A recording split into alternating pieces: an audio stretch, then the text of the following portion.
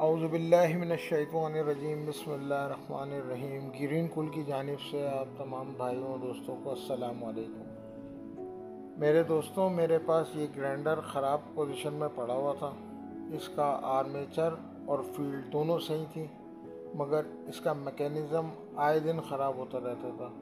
میں بنوا کے لے کر آتا تھا اور جب کام کرنے بیٹھو تو پھر پرابلم کر جاتا تھا، لہذا یہ اسکریپ میں پڑا ہوا تھا اور میں نے کہا کہ میں اپنے استعمال میں لے لیتا ہوں۔ تو اس کے لیے تھوڑی قربانی دی میں نے، اور یہ اس کی فیلڈ اور آرمیچر اس سے علیحدہ کر لیا اور اس کو میکینزم کو استعمال میں لے لیا، اور الحمدللہ بہت اچھا رزلٹ آیا۔ تو چلے چلتے ہیں، دیکھتے ہیں یہ کیسے ہوا۔ یہ میں نے فیلڈ والا حصہ آرمیچر فیلڈ سے علیحدہ کر لیا، اور اب اس آرمیچر کو نکالنے کے لیے یہ 4 اسکرو کھولنا پڑیں گے، جو کہ بہت سخت جام ہے،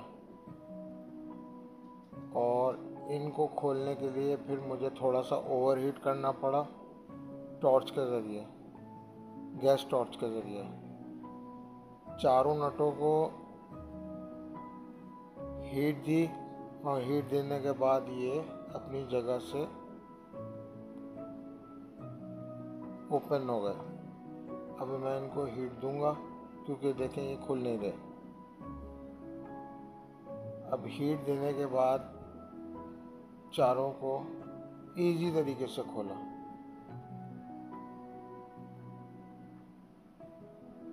اب آپ دیکھیے گا کہ کتنا آسانی، بہت آسان طریقے سے کھل جائیں گے۔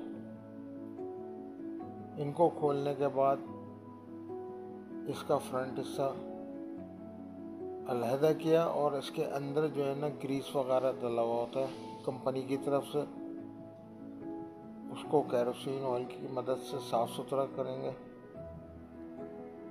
اور جب وہ صاف ستھرا ہو جائے گا تو پھر میں اس کے اندر LT کی بٹ، جو کہ میں 1/4 کی استعمال کی، اس کا اوپری حصہ علیحدہ کر دیا، کاٹ دیا، اور سینٹر پنچ کی طرح اس کو تھوڑا آگے سے نوکدار بنایا، اور اس میکینزم کی شافٹ میں ہلکا سا سوراخ پہلے سے تھا، اس کو ذرا گہرا کر دیا تاکہ سینٹر برقرار ہو جائے۔ تو وہ بھی میں آپ کو دکھاتا ہوں، مگر تھوڑا سا مسئلہ یہ ہے کہ پہلے اس کے آرمیچر کو الگ کریں۔ تھوڑی سی پریشانی آئی، آرمیچر اتنی آسانی سے علیحدہ نہیں ہوا۔ یہ تو ویڈیو تھوڑی سی فاسٹ فارورڈ میں چلا رہا ہوں، تو وہ بھی علیحدہ ہو گیا الحمدللہ۔ پہلے ہم نے چیزل سے اس کو زور لگا کے علیحدہ کرنے کی کوشش کی، کئی بار ہٹ کیا، مگر وہ اپنی جگہ نہیں چھوڑ رہا تھا۔ پھر میں نے اس کے آرمیچر تو استعمال میں تھا نہیں میرے، آرمیچر کے جو کورے ہیں اس کے اوپر میں نے چھینی کو رکھ کے چیزل کو جب ضرب لگائی تو یہ بہت آسانی سے باہر آ گیا۔ اب کی میں اس کے کور کے اوپر چیزل رکھ کے زور دوں گا تو بہت ایزی باہر آ جائے گا۔ آئیے دیکھتے ہیں۔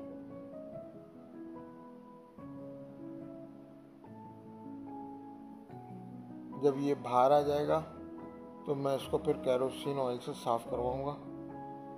دیکھیں 2 یا تیسرے ہٹ پہ باہر ہے، یہ نکل گیا۔ یہ ابھی بھی استعمال میں آ سکتا ہے، اگر کوئی اور گرائنڈر جس کا آرمیچر خراب ہو یا فیلڈ خراب ہو تو ہم یہ بدل سکتے ہیں۔ یہ میرے پاس بٹیں پڑی ہوئی تھیں، یہ تھوڑی آؤٹ تھی بٹ، تو اس کو میں نے استعمال میں لے لیا۔ یہ میں نے یہاں سے کاٹ دی، اور اس کے اوپر میں نے فکس کر دی، جو اس کے میکینزم جو اس کو روٹیٹ کرا رہا تھا، جس پہ وہ ڈسک وغیرہ چلتی ہے، اس حصے کے اندر میں نے سینٹر بنایا ہے بٹ کی مدد سے۔ یہ 1/4 کی بٹ ہے، اور اس کے بعد تھوڑا سا اور گہرا کیا 5/16 کی بٹ سے. جب یہ سینٹر پراپر ہو گیا تو پھر میں نے LT والی بٹ اس پر رکھ کے گیس ویلڈنگ کر دی. یہ ہم اس کا سارا گریس وغیرہ کیروسین آئل کی مدد سے صاف کر رہے ہیں.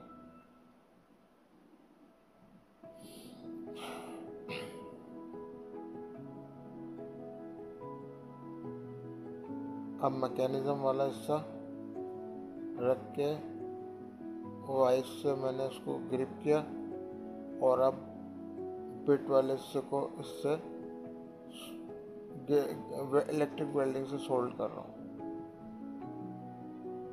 اور اس کا سینٹر نکالنا تھوڑا سا مسئلہ تھا کیونکہ یہ ساری چیزیں لیتھ پہ آسانی سے ہوتی ہیں اور لیتھ میرے پاس ابھی اویلیبل نہیں ہے. تو اس کو بس آنکھ کی مدد سے سینٹر کیا اور الحمدللہ سینٹر اچھا ہو گیا. سینٹر صحیح نہیں ہوگا تو ظاہر سی بات ہے آپ کا میکینزم خراب بھی ہو جائے گا اور صحیح طریقے سے گھومے گا نہیں. اور جو چیز اس کو گھما رہی ہو چاہے وہ LT ہو یا ڈرل مشین ہو تو اس کے بش کٹنے کا چانس زیادہ ہے. تو تھوڑی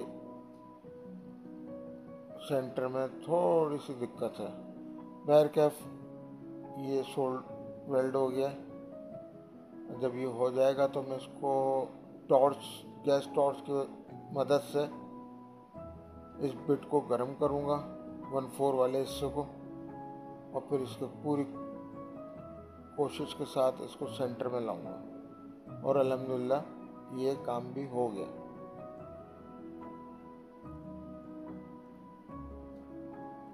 اب یہ تقریباً ویلڈنگ اختتام پہ.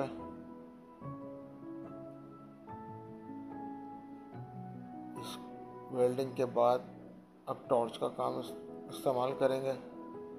ٹارچ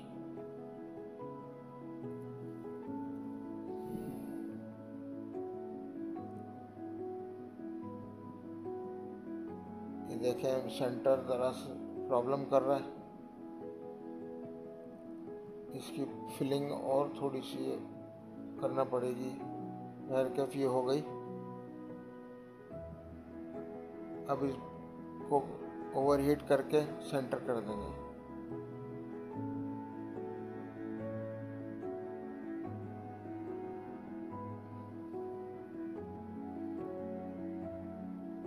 پھر میں ایک بات بولوں گا, جتنا اچھا ٹول ہو آپ کے پاس اویلیبل ہے آپ کا کام آسان اور اچھا ہوگا.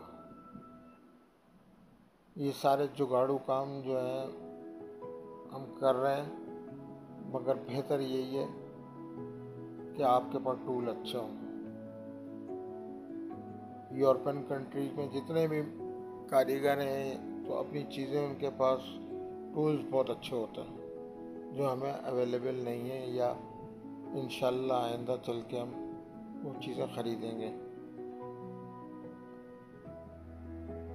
میں ٹارچ کی مدد سے اس کو اوور ہیٹ کر رہا ہوں. جب یہ اوور ہیٹ ہو جائے گا تو اس کو سینٹر پہ لے آؤں گا. الحمدللہ سینٹر بہت اچھا آ گیا.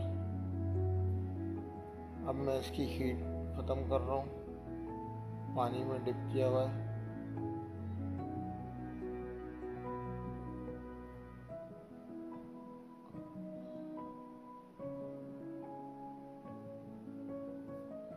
گرائنڈر کے اوپر کا جو حصہ ہے جہاں لاک سسٹم ہوتا ہے یہ تھوڑا امبوز ہوا تھا. اس کو میں ایمری کے ذریعے لیول میں لا رہا ہوں تاکہ سینٹر کا ہول بالکل اچھی طریقے سے ہو سکے. 1/8 کی بٹ سے میں نے پہلے اس کا چھوٹا ہول کیا ہے. پھر اس ہول کو بڑھانے کے لیے 5/16 کی بٹ لگائی. پھر اس کے بعد میں نے اس سے موٹی والی بٹ لگائی. تقریباً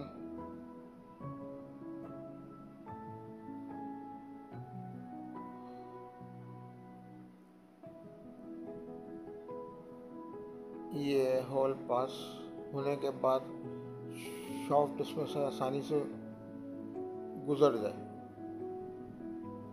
तो मैंने ऊपर की साइड से और फिर पलटा के नीचे की साइड से होल को एक सा कर दिया। अच्छा, इसके दरमियान में एक छोटा सा बुश था, उसको मैंने हैमर की मदद से निकाल दिया था। अब ये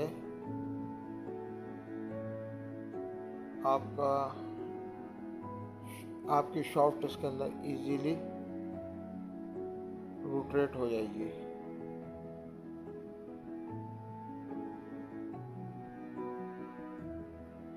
ड्रिल की मदद से ज़रा थोड़ा सा मुश्किल है, ये कोशिश करते रहे और अल्हम्दुलिल्लाह इस होल को हमने ओवर साइज का कर दिया। इसमें बिट बहुत बार फंसी। अब ये होल पास हो चुका है भाई। दोस्तों आप लोग वीडियो पूरी देखा करें और कमेंट्स किया करें और सब्सक्राइब भी करें, ताकि मैं अपना आप चैनल पे वीडियोस डालूं।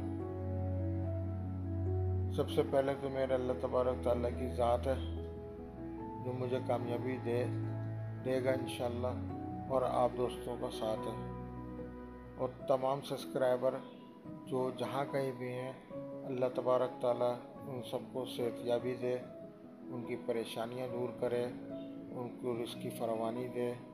और जिनके वालिदैन बीमार हैं, जिनके भाई बहन बीमार हैं, जो कर्ज़ में डूबे हुए हैं, अल्लाह तबारक ताला उनको अपनी रहमत के साए में ले, उनकी परेशानियाँ दूर करे और उनके सदक़े हमारी भी परेशानियाँ दूर करे। प्यारे दोस्तों, ये तकरीबन कंप्लीट होने वाला है। चारों स्क्रू मैंने इसके अंदर अटैच कर दिए हैं दोबारा, और ये मैकेनिज़्म पूरा तैयार हो गया है। आप चाहें तो इसको आर्म ड्रिल से भी चला सकते हैं और एलटी की मदद से भी कर सकते हैं। ये कंप्रेसर है फ्रिज का। इसके ऊपर जो कलर होता है वो कंपनी बहुत स्ट्रॉन्ग लगाती है, वो एमरी पेपर से नहीं उतरता।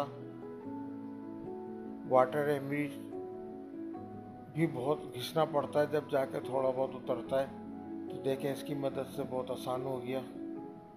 और इंशाल्लाह अब की मैं एक और वीडियो शेयर करूँगा, बनाऊँगा, अपलोड करूँगा, जो मिनी सैंड ब्लास्टिंग मशीन होगी, जो आम घर के इस्तेमाल के लिए भी आप लोग रख सकते हैं। प्यारे दोस्तों, ये देखिए ये कितना अच्छा वर्क कर रही है, और अल्हम्दुलिल्लाह अल्लाह ने कामयाब किया। ये छोटी सी काविश थी और मेहनत किसी की रायगा नहीं जाती। आप लोग भी कोशिश किया करें और ख़राब टूलों को इस्तेमाल में लाएं, क्योंकि महंगाई का तूफ़ान है। कोई ख़राब चीज़ हो तो उसको इस्तेमाल में लाएं बजाय ख़रीदने के।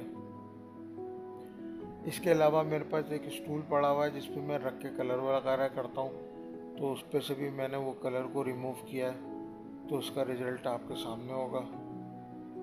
तो अब आप उसका भी देखिएगा कैसे स्क्रैप करेगा। दोस्तों, अब मेरी वीडियो अख्ताम की तरफ है। ये देखिए दोस्तों, माशाल्लाह से बहुत अच्छा रिज़ल्ट आया है। तो दोस्तों, आप सबको मेरी तरफ से अल्लाह हाफ़िज़ दुआओं की दरख्वास्त है। जहाँ रहें खुश रहें। अल्लाह ताला आप लोगों को भी खुश रखे और हम सबको खुशहाली दिखाए। अल्लाह हाफ़िज़।